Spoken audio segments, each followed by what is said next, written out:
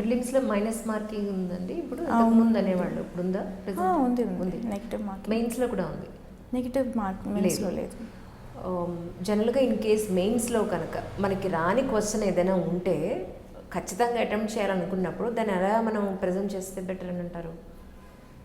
మెయిన్స్లో మనకి సిలబస్ ఇస్తారు. ఓకే. సిలబస్లో మనం ప్రతి సిలబస్ వర్డ్ మీద కంటెంట్ ప్రిపేర్ చేసుకోవడం బెటర్. నేను 3 months చెప్పాను కదా కోవిడ్ టైంలో నాకు టైం దొరికిందని. సో ఆ 3 monthsలో నేను చేసిన పని ఇదే. ఖచ్చితంగా నా సిలబస్ షీట్ తీసుకొని ఎవ్రీ వర్డ్ మీద నాకు కంటెంట్ ఉందా, కంటెంట్ అంటే అసలు సపోజ్ ఉమెన్స్ ఇష్యూ అనుకోండి, లేకపోతే ఎస్హెచ్జీస్ కానీ ఎడ్యుకేషన్ కానీ, ఉమెన్స్ అంటే వెంటనే ఉమెన్కి ఏమేమి ప్రాబ్లమ్స్ ఉన్నాయి ఈ ఇన్ టుడేస్ వరల్డ్, దాని మీద నాకు స్టాటిస్టిక్స్ ఉన్నాయా, ఫ్యాక్ట్స్ ఉన్నాయా నేను కోట్ చేయడానికి, అండ్ ఏమన్నా ఇష్యూస్ ఉంటే దానికి సొల్యూషన్స్ ఏంటి, స్టాండర్డ్ సొల్యూషన్స్ కొన్ని ఉంటాయి, కొన్ని మన ఓన్ క్రియేటివ్గా కూడా మనం థింక్ చేసి సొల్యూషన్స్ ఇవ్వచ్చు. అవి న్యూస్ పేపర్స్ నుంచి కొన్ని ఇన్స్పిరేషన్ అయినా ఏవైనా అవి కొన్ని ఎగ్జాంపుల్స్ పెట్టుకునేదాన్ని. అండ్ ఇంకేమైనా women leaders, everything related to women పెట్టుకుంటా అనమాట. ఇంకా అలా మీరు నోట్స్ ప్రిపేర్ చేసుకున్నప్పుడు అవుట్ ఆఫ్ ద బాక్స్ అని లేకపోతే అవుట్ ఆఫ్ ద సిలబస్ అని మెయిన్స్లో పెద్దగా క్వశ్చన్స్ ఏం రావు. ఓకే. మీకు ఖచ్చితంగా ఎక్కడో ఒక చోట పెద్ద క్వశ్చన్లో ఏదో ఒక వర్డ్ తెలిసే ఉంటుంది. So we can write it. అంటే నాకు తెలిసి అలా అవ్వదు మెయిన్స్లో. మేబీ ఎథిక్స్లో అవుతుండొచ్చు. ఎథిక్స్లో అయినప్పుడు కూడా నాకు ఏదో ఒకటి తెలిసిన రాసేదాన్ని, వదిలిపెట్టలేదు ఎప్పుడు. ఆప్షనల్స్ విషయంలో కూడా మీరు చాలా క్లియర్గా, ఒక బలత మ్యామ్ దాంట్లో వీడియోలో నేను చూసాను చాలా క్లియర్గా.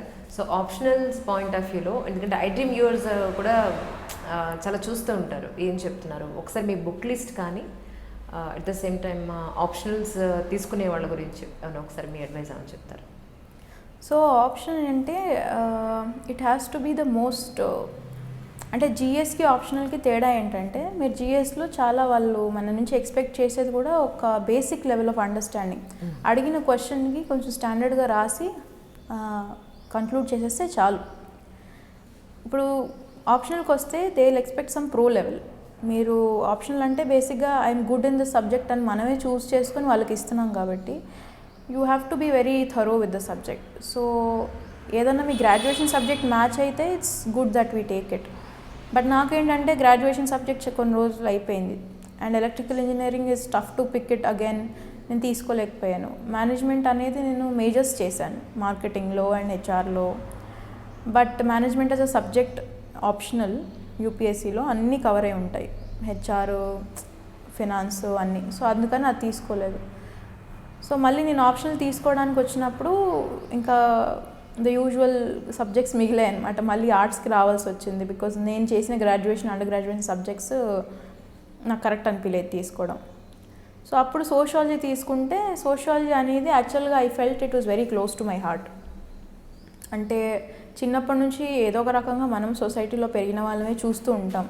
లైక్ నేను చెప్పినట్టు ఐటీసీలో కూడా నాకు చాలా ఎక్స్పోజర్ ఉండింది. మొత్తం ముంబై సిటీ, బెంగళూరు సిటీ తిరిగే వాళ్ళం. అప్పుడు చాలాసార్లు చాలా విషయాలు కొన్ని తప్పు అనిపిస్తాయి.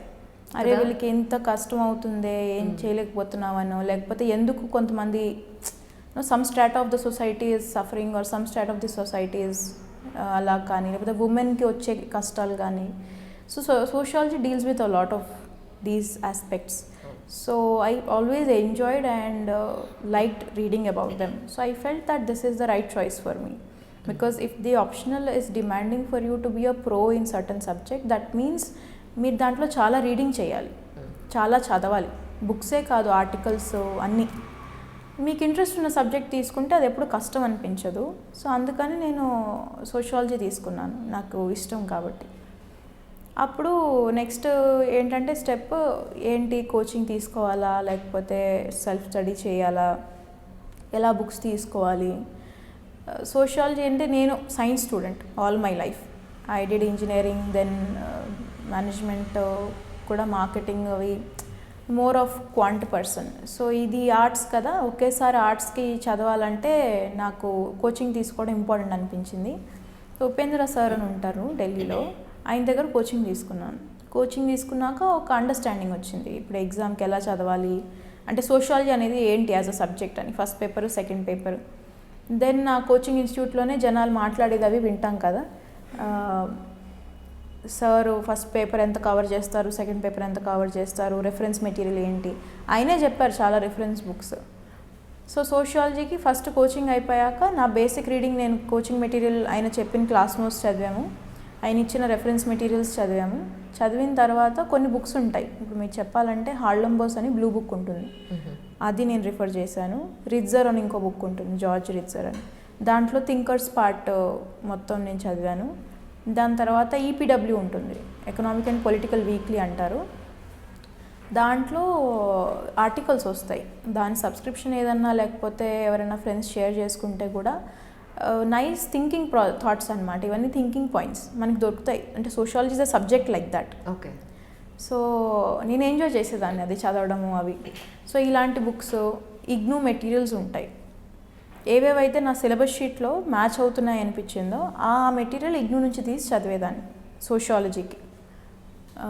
అండ్ దెన్ మోస్ట్లీ ఇంతే, హార్లంబోస్ బుక్, రిట్జర్ బుక్ ఒకటి, ఇగ్నూ మెటీరియల్స్, ఈపీడబ్ల్యూలో articles, then my own class notes. ఇవి ఒకసారి బేసిక్ అండర్స్టాండింగ్ అయిన తర్వాత టెస్ట్ సిరీస్ జాయిన్ అవ్వాలి. సో స్టార్టింగ్లో నేను చాలా ఇబ్బంది పడ్డాను సోషియాలజీతో. నేను ఫస్ట్ ఆన్సర్స్ రాసినప్పుడు మా సార్, ఆయన ఉపేంద్ర సార్ దగ్గర తీసుకెళ్ళి చూస్తే ఈ said I'm very disappointed with you. Okay. నాకు నేను బాగానే రాశాను అనిపించింది. బట్ సార్ అన్నారు, నువ్వు ఏంటి క్లాస్లో చెప్పింది అప్పచెప్పినట్టు రాసావు, ఇదేనా రాయడం అని. So then I understood, okay ఏదో వేరుగా రాయాలి, అది ఏంటో నాకు అర్థం కాలేదు. It took me around 2-3 months రాసిన ఆన్సర్లే రాసి కొత్తగా రాసి. ఫస్ట్ ఏంటంటే ఇంజనీరింగ్లో మేమేం చేస్తాము, ఒక ఫార్ములా తీసుకుంటాము, అది నేర్చుకొని ఇంకెక్కడెక్కడైతే ఆ ఫార్ములా అప్లై చేయొచ్చో ప్రాబ్లమ్స్ అన్నీ సాల్వ్ చేస్తాం. ఆర్ట్స్ అలా ఉండదు. అది నేర్చుకోవడానికి నాకు చాలా రోజులు పట్టింది. అది సైన్స్కి ఆర్ట్స్కి డిఫరెన్స్. సైన్స్లో ఈదర్ దెర్ ఇస్ 1 or 0 అయిపోయింది. అయితే మీరు ఒక స్టేట్మెంట్కి ఎస్ అంటారు, నో అంటారు. ఆర్ట్స్లో ఏంటంటే క్రిటికలీ అనాలిసిస్ అంటారు కదా, మీరు ఎస్ అంటారు, తర్వాత దానికే మీరే క్రిటిసిజం రాస్తారు, దాన్ని నో అంటారు, మళ్ళీ లాస్ట్కి ఇవన్నీ ఉన్నా సరే S is the correct point అని మళ్ళీ ఎస్ ప్రూవ్ చేయాలి. తిప్పి రాయాలన్నమాట. తిప్పి రాసిన ఫ్లో ఉండాలి. కొంచెం దాని ఆన్సర్ రైటింగ్ అనేది డిఫరెంట్గా ఉంటుంది. సో అది నేర్చుకోవడానికి నాకు 3-4 months పట్టింది. ఒక్కసారి అది వచ్చాక then they was no looking back. But దానికోసం మటుకు రాయడమే, రాసి మీకు ఎవరన్నా తెలిసిన వాళ్ళు ఉంటే కానీ వాళ్ళకి చూయించి and keep on evaluating yourself. Like I was telling you right, I was judging my own answers. Sir అలా అన్నప్పుడు నాకు అర్థం కాలేదు ఎందుకన్నారు.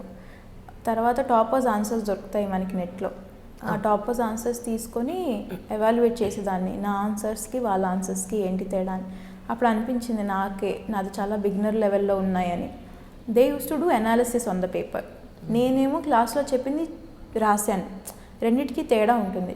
ఎవరైనా చెప్పింది రాయడము, మనం సొంతంగా ఆలోచించి రాయడం అనేది డిఫరెంట్. అది పేపర్లో ఎవాల్యుయేటర్కి తెలిసిపోతుంది మనం మైండ్ పెట్టి రాసామా లేదా, అది ఇంపార్టెంట్. అది ఆన్ ద ఫుట్ ఆ రోజు 3 hours ఆ క్వశ్చన్స్ మీద మీరు ఆలోచించి మీ మైండ్ కొంచెం పెట్టి దాంట్లో ఏదన్నా క్రియేటివ్గా రాసి at the same time static part కూడా రాసి అది రాయాలి సోషియాలజీలో. సో దానికి టైం పడుతుంది. We have to do a lot of answer practice for it. ఎన్ని అవర్స్ మీరు ప్రాక్టీస్ చేస్తారంటే ఏం చెప్తారు ఆన్సర్ రైటింగ్కి? ఆన్సర్ రైటింగ్ జిఎస్కి అయితే అరౌండ్ 35 tests రాసి ఉంటాను మొత్తం. అండ్ సోషియాలజీకి నేను చాలా, అంటే టెస్ట్ పరంగా కాదు, ఎవ్రీడే నేను 1-2 questions తీసుకొని ప్రీవియస్ ఇయర్ పేపర్స్ క్వశ్చన్స్ తీసుకొని ప్రాక్టీస్ చేసి రాసి టాపర్స్ ఆన్సర్స్తో కంపేర్ చేసి చూసేదాన్ని. అంటే వాళ్ళ ఆన్సర్స్తో నాకు ఏమన్నా పొంతన ఉందా అని. అది కంపారబుల్ అనిపించేంత వరకు you have to keep practicing it. చెయ్యి బాగా నొప్పి పుట్టేస్తుందంట. అయ్యో చాలా. అవునా? చాలా. ఏం చేస్తారు? అంతా ఈ నర నొప్పి వస్తుంది. Oh my God. సో ఇంట్లో కూర్చొని కూడా ఆన్సర్ రైటింగ్ రాసేటప్పుడు ఒక పేపర్ రాయాలంటేనే రోజు ఫస్ట్ టైం నేను ఒక జిఎస్ ఆన్సర్ కంప్లీట్ చేయడానికి 5 hours తీసుకున్నాను. పేపర్ 3 hours, 5 hours తీసుకున్నాను. 5 hours తీసుకుంటే అప్పుడే అందరు నవ్వారు, 3 hours పేపర్స్ 5 hours రాస్తున్నావు ఇంకా అయినట్టే అని. This was in June. మాకు కోవిడ్ వల్ల పోస్ట్పోన్ అయింది కాబట్టి this was in June 2020. So అక్కడ నుండి మెల్లమెల్లగా టైం తగ్గించుకోవడము అండ్ ఆ ఆన్సర్స్ కూడా 5 hours రాసిన బేసిక్ లెవెల్ ఆన్సర్స్ అవి. They not great answers. అంటే మీరు చాలా you have to keep revisiting, చాలా కష్టపడినట్టే. You have to judge yourself, keep evaluating your own self. ఎవరో వచ్చి మనల్ని ఎవాల్యుయేట్ చేస్తారని చెప్పి మనం వెయిట్ చేయొద్దు, మనమే ఎవాల్యుయేట్ చేసుకుంటాం. అంటే ఏమవుతుందంటే చాలామంది ఆస్పిరెంట్స్కి కూడా they themselves know that answer is not right, but they wait for someone else to say what's wrong. ఎందుకు మీరే చూడొచ్చు కదా, అంటే 22-23 yearsకి వచ్చినప్పటికీ ఆ మాత్రం అవగాహన తెలిసిపోతుంది ఇది కరెక్ట్ అంటే వేరే వాళ్ళు రాసిన దానికి మనకి ఏంటి తేడా అని. We don't need the hand holding, should take that onus అని. I think that's where it's important. Resources ఇప్పుడు ఆన్లైన్లో మీడియంలో చాలా ఉన్నాయి. మనకి టాపర్స్ ఆన్సర్స్ అని కానీ లేకపోతే మోడల్ ఆన్సర్స్ అని కానీ కొడితే ఎన్నో వస్తాయి. సో వాటితో కంపేర్ చేసినా కనీసం మన లెవెల్ ఏంటి, మనం ఇంకా ఎంత ఇంప్రూవ్ అవ్వాలని తెలుస్తుంది. And this process of improving the answers kept on going for a very long time. నేను జూన్లో మొదలుపెట్టాను రాయడము, జూన్, జూలై, ఆగస్ట్ రాశాను. లేదు మే, జూన్, జూలై రాశాను. సెప్టెంబర్లో మళ్ళీ అక్టోబర్లో ఎగ్జామ్ కాబట్టి ఆగస్ట్ 2nd week నుంచి సెప్టెంబర్ 2020 మళ్ళీ నేను ప్రిలిమ్స్ మోడ్లోకి వెళ్ళిపోయాను. అక్టోబర్లో ఎగ్జామ్ అయిన తర్వాత మళ్ళీ 2-3 months కూర్చొని మళ్ళీ answer writing practice. So completely 4 months 5 months answer practice చేశాను నేను. సోషాలజీకి చాలా కష్టపడ్డాను. జిఎస్లో నేను అన్నట్టు ఇందాక మీరు పాయింటర్స్ లాగా రాసి తప్పించుకోవచ్చు. ఏదన్నా మనకి కంటెంట్ తెలుస్తుంది, పాయింటర్స్ లాగా రాసేసి ఫ్లో చార్ట్స్ వేసేసి తప్పించేసుకోవచ్చు, మార్క్స్ వేసేస్తారు కూడా. కానీ సోషాలజీలో ఏంటంటే అనలైజ్ చేయాలి మీరు ఆన్ ద పేపర్. అంటే ఫార్ములాస్ గురించి అడిగారు. సోషియాలజీలో మనం స్టాటిక్ సబ్జెక్ట్ చదువుతాం, మాకు స్టాటిక్ తెలుసు. ఫార్ములాస్ అనేవి చాలా డైనమిక్, అంటే మొన్న జరిగిన విషయం. దాన్ని సోషియలాజికల్గా అనలైజ్ చేయాలంటే ఏ సోషియలాజికల్ అనాలిసిస్ మేము చదివి ఉండం కదా. అంటే ఏదో థింకర్ కానీ ఎవరైనా ప్రొఫెసర్ కానీ రాయాలి వాటి మీద, అది చదివి ఉండాలి. అది చదవలేదు అంటే మిగిలిన పార్ట్ అంతా మనం ఆలోచించుకుని రాసుకోవడమే. సో ఆ క్రిటికల్ అనాలిసిస్ అనేది ముందు నుంచే డెవలప్ చేసుకుంటే better. So for sociology student what I would advise it, రోజు వచ్చే న్యూస్ పేపర్లో ఇష్యూస్ ఉంటాయి కదండి, వాటిని తీసుకొని ముందర నుండే ఎలా అనలైజ్ చేయాలనేది డైలీ ఆ థింకింగ్ ప్రాసెస్ బిల్డప్ చేసుకుంటే ఇట్స్ బెటర్. అంటే ఇప్పుడు పేపర్లో మనకి సే ఏమున్నాయి, ఫార్మర్ సూసైడ్ ఇష్యూస్ వస్తాయి పేపర్లో. ఆ suicide issue, farmer suicide issue తీసుకుని తెలంగాణ ర్యాంక్స్ సమ్ అని వస్తుంది పేపర్లో. ఇక్కడ ఈ ఏరియాలో ఎక్కువ ఉన్నాయి, మహారాష్ట్రలో చాలా ఎక్కువ. సో సోషలాజికల్ యాంగిల్లో దాన్ని ఆలోచించాలి అంటే ఆ ఏరియాలోనే ఎందుకు ఎక్కువ అవుతున్నాయి, దాంట్లో మేలే ఎందుకు సూసైడ్ చేసుకుంటారు. మనకి ఈ మధ్య రిపోర్ట్స్ ఏమంటాయంటే females are as much involved in agriculture as men are. But why only men take up suicide, why don't female do that suicide? ఇవన్నీ రోజు పేపర్లో వచ్చేటప్పుడు ఆలోచించుకొని నోట్స్లా పక్కన పెట్టుకుంటే on the day of the exam it becomes very easy. Right. అంటే ఇప్పుడు మెన్ ఏంటంటే they have a social construct of being a provider. అంటే మన సొసైటీలో if the male is not able to provide for his family, his self identity is no more withstanding anamata. So that affects them psychologically very much, and because of these social pressures he succumbs to that psychological pressure. ఇవి కొన్ని points సోషాలజీలో వీటి గురించి discussion ఎక్కువ ఉంటుంది. So ఇవన్నీ రాసుకొని పెట్టుకుంటే better అన్నట్టు. మీరు ఒక వీడియోలో ఉన్నారు ఏంటంటే, ఇప్పుడు సపోజ్ ఈ ఎగ్జాంపుల్ తీసుకున్నాం, రైతులు పంట ఫెయిల్ అయిందనో లేకపోతే వర్షాలు వచ్చి ఇదైపోయిందనో మొత్తానికి అల్టిమేట్లీ పంట దక్కక సూసైడ్ చేసుకున్న రైతులు చాలామంది ఉన్నారు. ఒక ఆవేశం వస్తుంది, మన దేశంలో ఉన్న ప్రతి ఒక్కరికి కూడా అన్నం పెట్టే రైతు ఇలా సూసైడ్ చేసుకోవడం ఏంటి అని కొంచెం ఎడ్యుకేటెడ్స్ ఎవరికైనా సరే కాస్త కోపం వస్తుంది. అంటే మీరు ఆ వీడియోలో ఏం చెప్పారంటే, ఇలా జరుగుతుంది అని మనం ఆన్ ద పేపర్ మనం చెప్పడం అది కరెక్ట్ కాదు, దాన్ని యాజ్ ఇట్ ఈజ్గా వెళ్ళు, ఇలా చచ్చిపోతున్నాడని రాయడం అనేది కరెక్ట్ కాదు, something we need to appear on the paper అని అన్నారు. దాన్ని వెనుకున్న రీజన్ రాయమన్నాను. అది ఒక్కసారి నాకు ఒకసారి ఎక్స్ప్లెయిన్ చేస్తారా? అంటే యాక్చువల్లీ నాకే అర్థం కాదు, అంటే మనం నిజాన్ని రాయకూడదా అనేది ఒక క్వశ్చన్ నాది. నిజాన్ని రాయకూడదు అనేది కాదు, అంటే నాకు తెలిసి నేను చెప్పింది రైతుల గురించి కాదు, ట్రైబల్స్ గురించి. కరెక్ట్, ఎవరిదైనా సరే. సో ఇష్యూ ఏంటంటే నేను చెప్పింది, సో ఇప్పుడు ట్రైబల్స్ మనకి వ్యాక్సిన్ హెసిటెన్సీ ఉంది కదండి ఇష్యూ. సో వ్యాక్సిన్ హెసిటెన్సీ గురించి మనము పేపర్లో వస్తుంటుంది, and it's a very well ఎథిక్స్లో కానీ ఎక్కడైనా సరే ఎక్స్పెక్టెడ్ అనమాట. మోర్ ఆర్ లెస్ అడిగే ఛాన్స్లు ఉంటాయి. మీ suppose you are posted as an SDM or DM in an area and there is vaccine hesitancy, no one's willing to take up vaccine, tribals. మీరు ఏం చేస్తారని అడుగుతారు. ఓకే, మనము అప్పుడు మోస్ట్లీ సివిల్ సర్వీస్ ఆస్పిరెంట్స్ అయినా ఎవరైనా సరే ఏం రాస్తాము, వాళ్ళ ముందుకెళ్ళి మనం వ్యాక్సిన్ తీసుకుంటాము. వాళ్ళ గ్రామ హెడ్స్ ఉంటారు కదా, పంచాయత్ హెడ్స్, వాళ్ళని వీళ్ళ ముందు తీసుకోమని చెప్తాము. ఇవి ఏంటంటే కొంచెం ఇవే ట్రస్ట్, ఇవే చేయాలి కూడా. వాళ్ళు ఎలా అన్నా నమ్మకం కలిగించాలి, తీసుకున్నా మనకేం కాదు, తీసుకుంటే మంచి జరుగుతుంది. But this is a dead answer అని what I feel. Okay, dead answer అని ఎందుకు అంటున్నానంటే ఇట్స్ నోన్, మీరు బ్రెయిన్ వాడట్లేదు అందులో. Okay, right. ఇప్పుడు నేను సివిల్స్ కోసం చదువుతున్నానండి, daily I'm reading newspaper, daily I'm trying to understand things, and I'm wanting to be a person who wants to go and serve on that platform కదా. ఇప్పుడు నేను ఎవరినన్నా అడిగాను, మిమ్మల్ని అయినా అడిగాను, మీరు అదే ఆన్సర్ ఇస్తారు. అవును, అది how is it sowing my calibre? అంటే నన్ను తీసుకోండి మీరు యూపీఎస్సీకి అని ఎలా నేను చెప్తున్నాను, మిమ్మల్ని కూడా చెట్టచ్చు కదా మీరు అదే ఆన్సర్ ఇస్తేను. సో అది డెడ్ ఆన్సర్ అని నా ఫీలింగ్స్.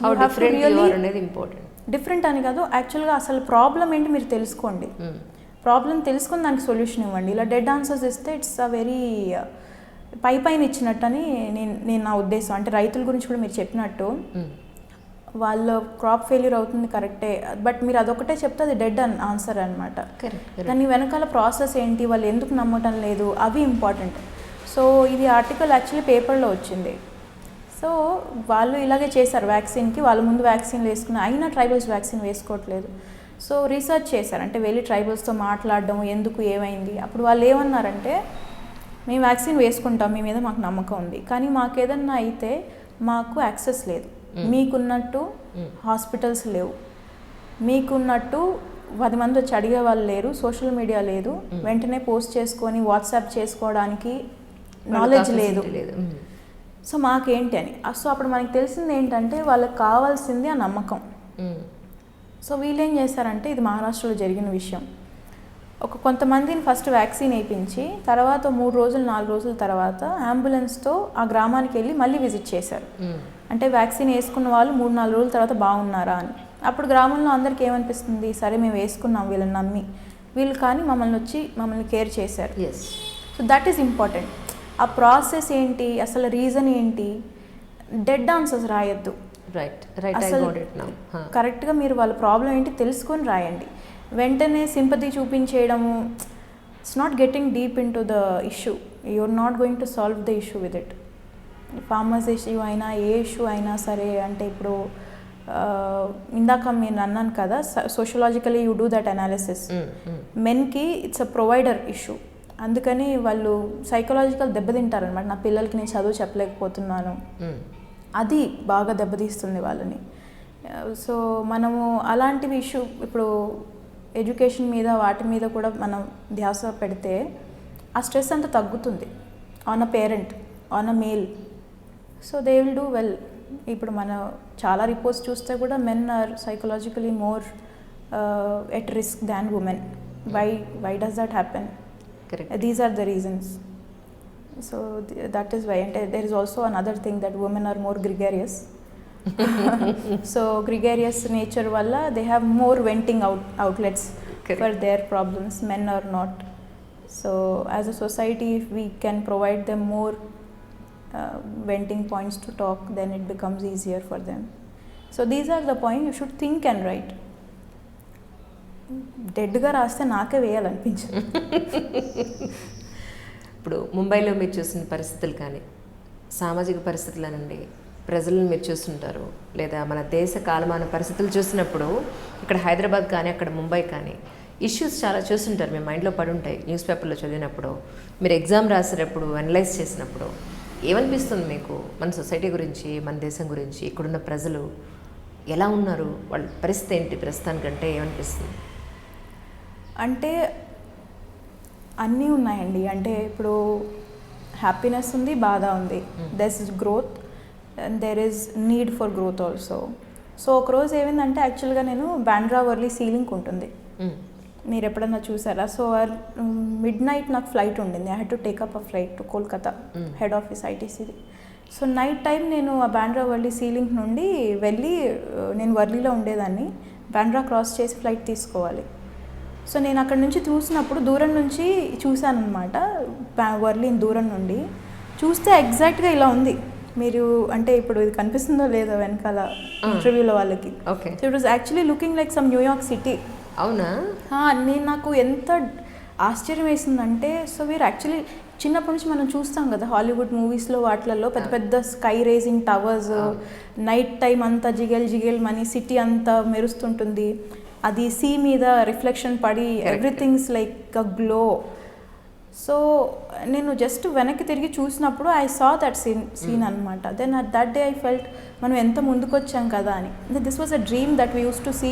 ఎక్కడికో వెళ్ళి ఇలాంటి ప్రదేశం చూడాలని నా ఆశ. యుఎస్ వెళ్ళినప్పుడు ఇది చూస్తాము, యూరోప్ వెళ్ళినప్పుడు ఇది చూస్తామని. But I saw it in Mumbai. So ఆ పరంగా వీ హెవ్ కమ్ అక్రాస్, మతలబ్ we have come a very long way. But there are issues also at the same time. So I feel both ways. చాలా things మనం solve చేయగలిగినవి ఉన్నాయి, already చేసినవి ఉన్నాయి. So I feel good about it and I want to be a part of that development. That's why I'm here. ITC లాంటి పెద్ద కంపెనీలో work చేశారు, ఒంటరిగా ఫ్లైట్స్లో అటు ఇటు తిరిగారు. అట్ ద సేమ్ టైం అక్కడ జాబ్ చేసేటప్పుడు మీరు బయటకు వెళ్ళడం కానీ వర్క్ చేయడానికి దానికి వెళ్ళారు.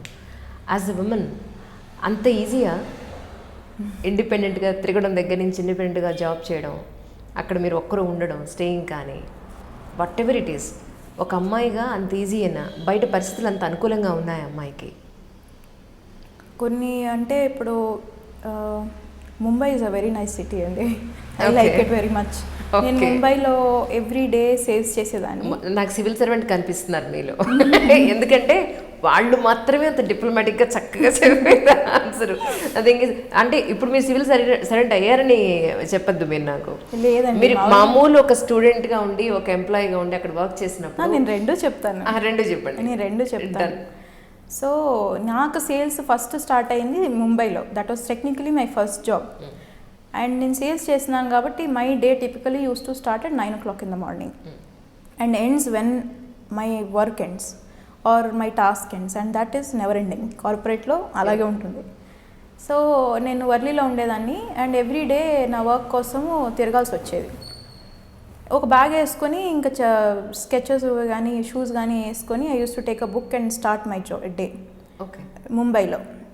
అండ్ ముంబైలో best part is local trains.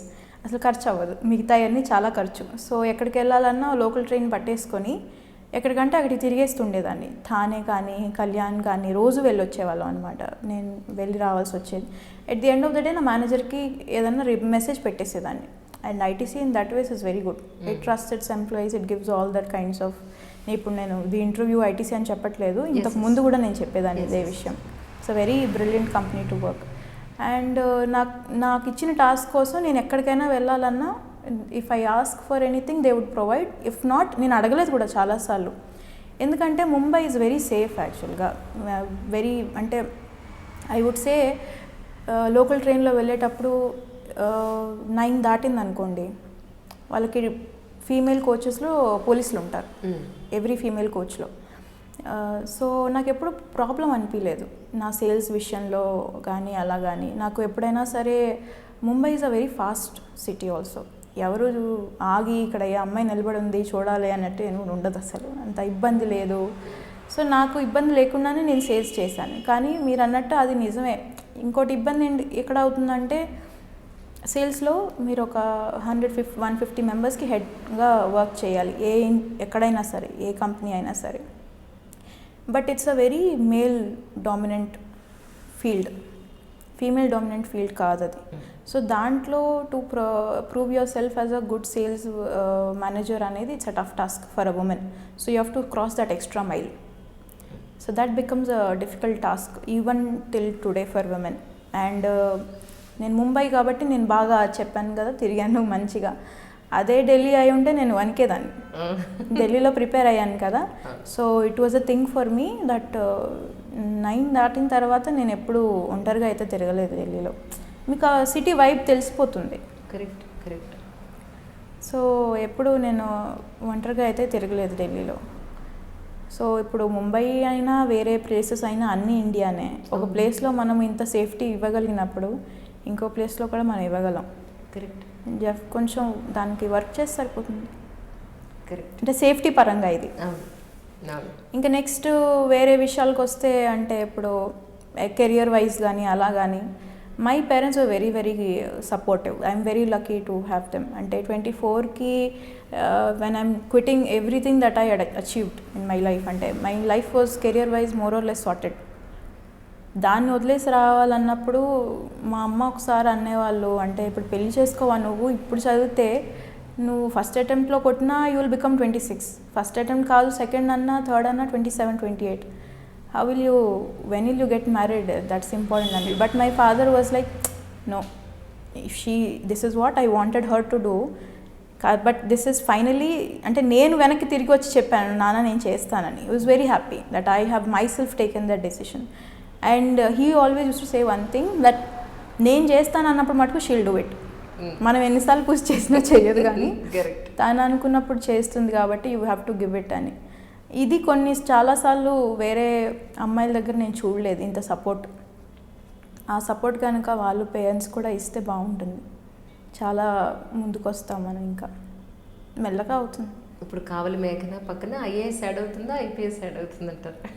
IAS మొన్నే వచ్చింది సర్వీస్ లొకేషన్. మళ్ళీ ఏమైనా రాసే ఉద్దేశంలో ఉన్నారా? లేదు కదా. ఢిల్లీలో ప్రిపరేషన్కి మీరు వెళ్ళినప్పుడు అక్కడ వెదర్ చాలామందిని, కొత్తగా వచ్చిన ఆస్పిరెంట్స్ని చాలా కన్ఫ్యూజ్ చేస్తుంది. అక్కడ వెదర్ చాలా టెన్స్డ్గా ఉంటుంది అనేది నేను కొంతమంది దగ్గర విన్నాను. నిజమేనా? అవును. అది మీరు ఎంతవరకు హెడ్కి ఎక్కించుకుంటారు అనేది పాయింట్. ఓకే, మీరు ఎలా ఓవర్కమ్ చేశారంటే? అంటే ముందర నుండి ఆ ప్రెషర్కి సకం అవ్వద్దని మైండ్లో స్ట్రాంగ్గా పెట్టుకుంటే యూ వోంట్. అండ్ నాకెలా ఉండిందంటే more than that my pressure was, నేను ఒకటి వదిలేసి వచ్చాను కాబట్టి I have to 2 years if I'm giving here, my outcome should be better then what I left and came. అంటే ఇప్పుడు నేను ఐటీసీలో వర్క్ చేస్తూ ఉండుంటే సీనియర్ మేనేజర్ లెవెల్కి వెళ్ళేదాన్ని నేను ఒక 3-4 yearsలో. అది నాకు ఎక్కువ ప్రెషర్ ఈ చుట్టుపక్కల కంటే కూడా. ద ఆపర్చునిటీ కాస్ట్ అంటారు కదా అది. You see your friends moving ahead, everyone's getting married or settling in life, everyone's getting a promotion, salary అలా డాడా పెరుగుతుంటుంది. You have left everything, again coming back and depending on your parents is not something you like. So that was more pressurising for me. అందుకని నాకు ఆ pressure పెద్ద pressure అనిపించలేదు. But అది నిజమే. మీరు ఎంతమందిని ఇక్కడ ఎలా ఉంటుందంటే పొద్దున్న 9 o'clockకి చూస్తే కొన్ని వేల మంది రోడ్డు మీద అలా నడుచుకుంటూ, అవే బ్యాగులు వేసుకుంటూ, అవే క్లాసులకు వెళ్తూ, ఇప్పుడు వాళ్ళని చూసి నేను కూడా చేయగలనా అని ఎప్పుడు సెల్ఫ్ డౌట్ పెట్టుకుంటే అది యాడ్ అవుతుంటుంది. అలా ఆలోచించద్దు. మీరు అనుకుంటున్నారు కోచింగ్కి వెళ్ళేసి వచ్చేయండి అంతే. ఇంకా వాళ్ళని చూసి భయపడి వాళ్ళు చేస్తున్నారు వీళ్ళు చేస్తున్నారు నేను చేయగలనా అని డౌట్ పడితే మటుకు ఇంకా అది it will start pushing you down. మనల్ని మనమే వెనక్కి తగ్గించుకున్నట్టు ఉంటుంది. దాన్ని ఎప్పుడు మైండ్కి ఎక్కించుకోవద్దు ఎక్కువగా. మనం వెళ్ళింది క్లాస్ తీసుకోవడానికి, వెళ్ళేసి వచ్చామా అన్నట్టు ఉండాలంతే. నేను అదే చేసాను. ఈ జర్నీలో ఎక్కడ ఎవ్వరు మీకు నచ్చిన వాళ్ళు కనిపించలేదా? మీ వెంట పడ్డవాళ్ళు? అబద్ధం లేదండి. పర్వాలేదు చెప్పండి. లేదండి, కోవిడ్ వల్ల ఇన్ని రోజులు ఇంట్లో కూర్చున్నాం కదా, మరి ఎలా? అరేంజ్ మ్యారేజ్ అనుకుంటున్నారా, లవ్ మ్యారేజ్ అనుకుంటున్నారా? ఏమో ఏది కుదిరితే అది.